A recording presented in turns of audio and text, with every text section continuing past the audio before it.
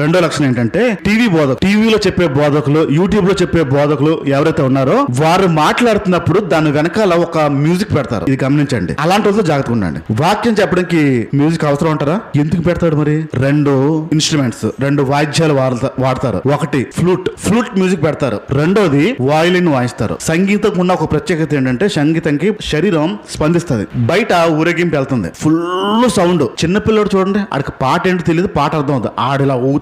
ఎవరు చెప్పాడు అది పాట రా ఇప్పుడు డాన్స్ చేయాలని? ఎవరు చెప్పాడు? ఆడికి ఎవడు చెప్పలేడు. ఆడికి వచ్చిన డాన్స్ చేసేస్తాడు. ఇది సంగీతంకి శరీరం స్పందించడం. ఈ దురాశ కలిగిన మోసగాలు చేసే పనులు వారు మాట్లాడుతున్నప్పుడు దాని వెనకాల ఒక మ్యూజిక్ పెడతారు, బాధ కలిగించే మ్యూజిక్ పెడతారు. ఆ బాధ కలిగించే మ్యూజిక్ లో ఆ ఫ్లూట్ వాడతారు లేదా వయలిన్ వాడతారు. వాడి మనల్ని మోసం చేస్తారు. అది వింటూ ఉంటే బాధ అనిపిస్తుంది, దుఃఖం అనిపిస్తుంది, చాలా బాధ అనిపించి వారిపైన ఒక అభిప్రాయం వచ్చేస్తుంది.